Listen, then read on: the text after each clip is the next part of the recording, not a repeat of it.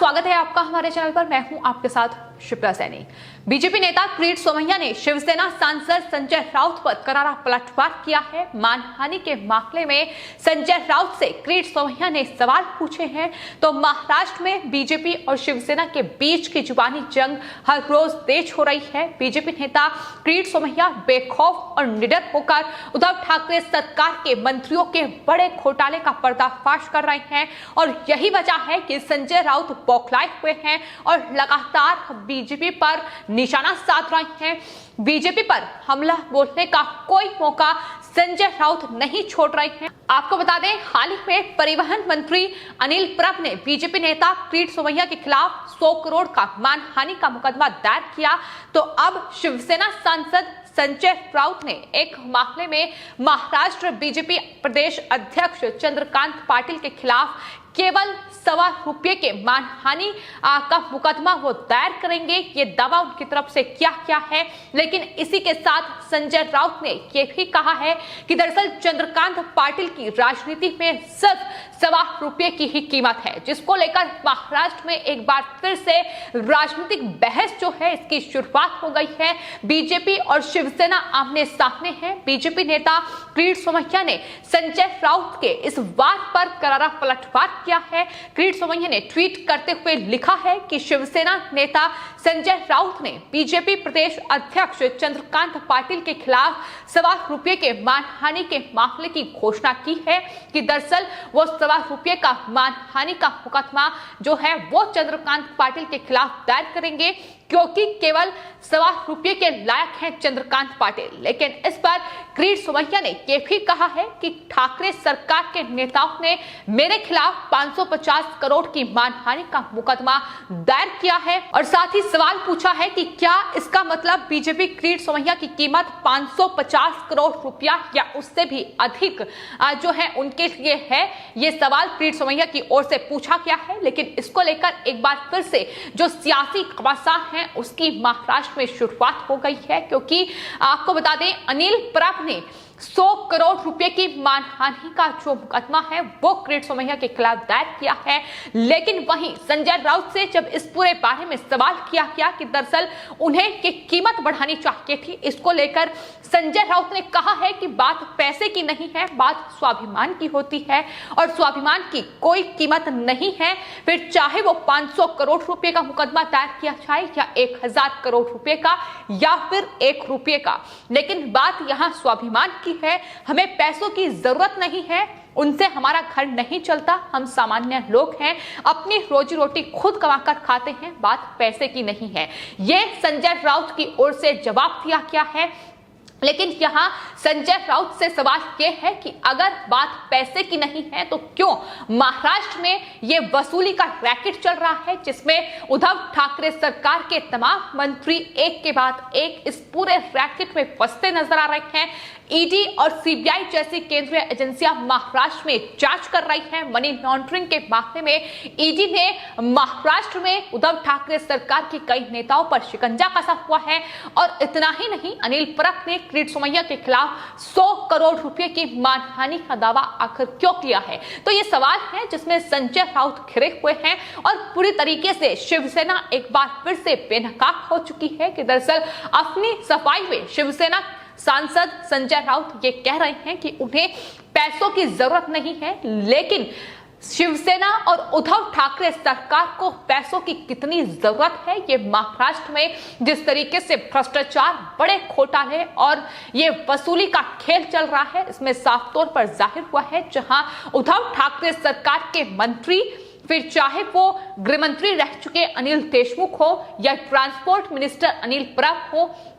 जिस पर किरीट सोमैया ने तमाम बड़े खुलासे किए हैं। इसके अलावा हसन मुशर्रफ, जिसको लेकर किरीट सोमैया ने हाल में यह बड़ा खुलासा किया है कि 127 करोड़ रुपए का घोटाला हसन मुशर्रफ ने किया है, जो कि उद्धव ठाकरे सरकार में मंत्री हैं, एनसीपी के नेता हैं। इसके अलावा उप मुख्यमंत्री अजीत पवार से लेकर तमाम बड़े नेता, शिवसेना के तमाम विधायक और सांसद जो हैं वो पूरे वसूली के इस रैकेट में फंस गए हैं। तो ऐसे में शिवसेना और उद्धव ठाकरे सरकार कितना बड़ा ये वसूली का रैकेट चला रही है, इसका पर्दाफाश महाराष्ट्र में हो चुका है। लेकिन फिलहाल आपको बता दें, प्रदेश अध्यक्ष चंद्रकांत पाटिल के खिलाफ जो ये मानहानि का मुकदमा दायर करने की बात संजय राउत ने कही थी, दरअसल इसकी शुरुआत महाराष्ट्र में साहना के एक संपादकीय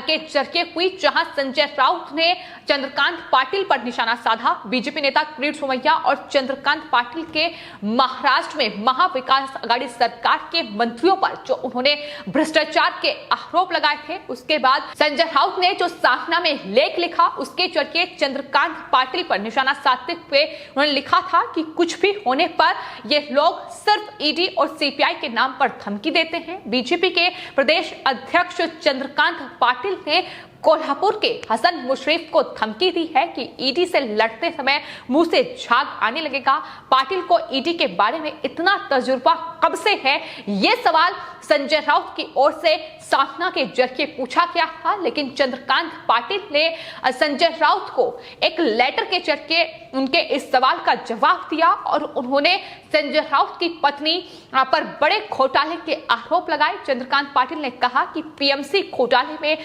संजय राउत की पत्नी को 50 लाख रुपए का लाभ मिला था, जिस वजह से ईडी के रडार पर वो थी। और इस बात को लेकर संजय राउत ने चंद्रकांत पाटिल के खिलाफ ये ₹1.25 के मानहानि का मुकदमा वो दायर करेंगे, इसकी बात कही है। लेकिन आपको बता दें, चंद्रकांत पाटिल ने साफ तौर पर जवाब देते हुए यह लिखा था कि संजय राउत का यह सवाल बिल्कुल सही है कि मुझे ईडी का अनुभव नहीं है, उसके लिए काला धन जमा करना पड़ता है, आर्थिक अफरा तफरी करने पर ईडी का अनुभव मिलता है। जैसा कि आपकी पत्नी को पीएमसी बैंक घोटाले में 50 लाख रुपए की प्राप्ति हुई थी, उसका लाभ मिला था। ईडी ने इस पूरे मामले में शिकंजा कसा था और उस वक्त किस तरीके से शिवसेना के अंदर अफरा तफरी का माहौल था, ये भी हर किसी ने देखा। और साथ ही उन्होंने ये भी कहा कि 127 करोड़ के घोटाले में पक्का मुंह से झाग निकलेगा, क्योंकि जब 50 लाख रुपए में इस तरीके का हाल शिवसेना का हुआ है तो जाहिर तौर पर उद्धव ठाकरे सरकार के भीतर ये एक मंत्री पर 127 करोड़ रुपए का बड़ा घोटाला है, जिसका पर्दाफाश आने वाले वक्त में होगा। और आपको बता दें, जिस तरीके से किरीट सोमैया लगातार खुलासे कर रहे हैं, उसके बाद उन्हें निशाने पर भी लिया जा रहा है। लगातार किरीट सोमैया को परेशान किया जा रहा है और हाल ही में आपको बता दें, कोल्हापुर जाते वक्त पुलिस ने उन्हें महाराष्ट्र के सतारा जिले के कराड़ में रोक दिया था और उस वक्त उन्होंने कहा था कि उन्हें पुलिस ने हिरासत में ले लिया है। किरीट ने इससे पहले यह भी दावा किया था कि महाराष्ट्र के विकास मंत्री हसन मुशर्रफ के खिलाफ भ्रष्टाचार के आरोपों के बाद जिला अधिकारियों ने उनके कोल्हापुर जाने से कानून व्यवस्था बिगड़ने और सुरक्षा चिंताओं का हवाला किया था, जिसके बाद पुलिस ने उन्हें रास्ते में रोक लिया था। लेकिन उसके खिलाफ अब किरीट सोमैया ने मुंबई पुलिस के खिलाफ शिकायत जो है वो दर्ज कराई है कि आखिर उन्हें क्यों रोका गया। इसको लेकर आपको बता दें, नवघर पुलिस स्टेशन में उन्होंने अपनी शिकायत दर्ज कराई है और किरीट सोमैया ने साथ ही ये भी कहा है कि अगर उनकी शिकायत पर कोई कार्रवाई नहीं होती है तो फिर वो अपनी इस शिकायत को लेकर ह्यूमन राइट कमीशन भी जाएंगे। ये साफ तौर पर उनकी तरफ से मुंबई पुलिस को समझा किया गया है। यानी महाराष्ट्र में उद्धव ठाकरे सरकार और शिवसेना जो लगातार इस पूरे मामले में जो खुलासे किरीट सोमैया कर रहे हैं, उन्हें दबाने की कोशिश कर रही है, उन्हें कुचलने की कोशिश कर रही है। लेकिन उनका यह साफ तौर पर कहना है कि महाराष्ट्र में जो बड़े घोटाले हुए हैं उसका पर्दाफाश वो कर रहेंगे और लगातार एक के बाद एक बड़े घोटालों का पर्दाफाश किरीट सोमैया कर रहे हैं। यही वजह है कि संजय राउत बौखलाए हुए हैं, चूंकि महाराष्ट्र में किस तरीके से उद्धव ठाकरे की जो मुख्यमंत्री हैं महाराष्ट्र के, उनकी नाक के नीचे ये तमाम मंत्री किस तरीके से वसूली कर रहे हैं। बार रेस्टोरेंट के जरिए वसूली हो रही है, अलग अलग विभागों में लगातार ये वसूली हो रही है, जिसको लेकर अब बीजेपी ने महाराष्ट्र में शिवसेना के खिलाफ और उद्धव ठाकरे सरकार के खिलाफ ये मोर्चा खोल दिया है। तो फिलहाल महाराष्ट्र में महाविकास आघाड़ी सरकार के खिलाफ ये किरीट सोमैया का बड़ा खुलासा और उसके बाद संजय राउत से लेकर तमाम जो शिवसेना के नेता हैं वो किस तरीके से किरीट सोमैया को घेर रहे हैं, ये साफ तौर पर जाहिर हो रहा है। एक तरफ अनिल परब, जिसको लेकर किरीट सोमैया ने बड़े खुलासे किए कि किस तरीके से परिवहन विभाग में उन्होंने ये बड़ा भ्रष्टाचार किया है। इसके अलावा जो रिसोर्ट का निर्माण किया है वो भी अवैध तरीके से किया गया है। तमाम वसूली के जो कारोबार हैं उनकी तरफ से चलाए जा रहे हैं और उस पूरे मामले में अब 100 करोड़ की मानहानि का मुकदमा उन्होंने दायर कर दिया है। लेकिन वहीं संजय राउत की बौखलाहट दरअसल ये है क्योंकि महाराष्ट्र में बीएमसी के चुनाव हैं और यही वजह है कि संजय राउत लगातार तमाम बड़े आरोप जो है वो बीजेपी पर लगा रहे हैं। उनका कहना है कि हसन मुशर्रफ मंत्री हैं और कोल्हापुर में उनका राजनीतिक दबदबा है और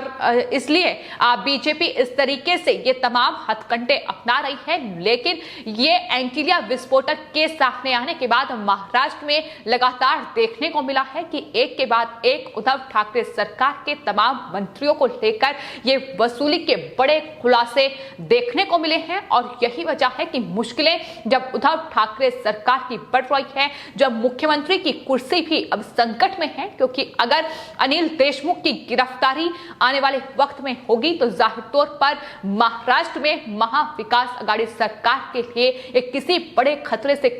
नहीं होगी, क्योंकि जिस तरीके से अनिल देशमुख लगातार ईडी से बचकर इधर उधर भाग रहे हैं, आने वाले वक्त में ईडी का शिकंजा अनिल देशमुख पर कसा जाएगा। लेकिन इसके अलावा अनिल परब से लेकर हसन मुशर्रफ, अजीत पवार और इसके अलावा भी महाराष्ट्र सरकार में कई मंत्री ऐसे हैं जिस पर ईडी की रडार पर हैं और लगातार ईडी उनसे पूछताछ कर रही है। लेकिन महाराष्ट्र में यही बड़े घोटाले अब शिवसेना के लिए फजीहत बन चुके हैं और यही वजह है कि लगातार संजय राउत जैसे नेता बीजेपी पर ये आरोप लगा रहे हैं। ₹1.25 बीजेपी के नेताओं की कीमत बताई जा रही है, लेकिन वहीं 100 करोड़ रुपए की मानहानि का जो मुकदमा है वो किरीट सोमैया पर अनिल परब ने दायर कर दिया, जिसके बाद किरीट सोमैया ने ये कहा है कि क्या इसका मतलब ये है कि बीजेपी नेता किरीट सोमैया की कीमत 550 करोड़ रुपए और उससे भी ज्यादा है, ये शिवसेना मानती है। जाहिर तौर पर किरीट सोमैया एक ऐसे बीजेपी के नेता हैं महाराष्ट्र में जो लगातार उद्धव ठाकरे सरकार के लिए कहीं ना कहीं अब वजीयत बन चुके हैं, जिस तरीके से उनके नेताओं के एक के बाद एक बड़े खुलासे किरीट सोमैया कर रहे हैं। फिलहाल आपकी इस पूरे मामले पर क्या राय है हमें कमेंट बॉक्स में जरूर लिखें और चैनल को सब्सक्राइब करें। धन्यवाद।